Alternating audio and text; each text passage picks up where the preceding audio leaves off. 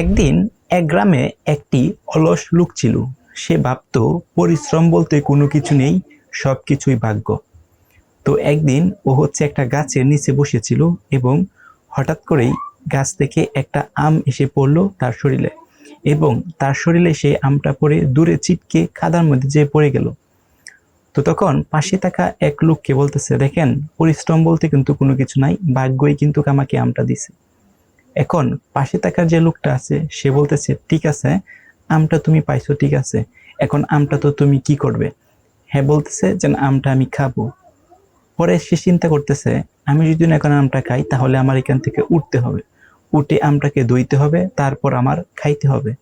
তার মানে এখানে পরিশ্রম করতে হবে। সো উনি তারপর কিন্তু নিজে রিয়েলাইজ করতে পারলো যে আসলেই পরিশ্রমই অনেক কিছু, শুধুমাত্র ভাগ্যের উপরে ডিপেন্ড করে থাকলে জীবনটাই বৃথা, অর্থাৎ পরিশ্রম করতে হবে।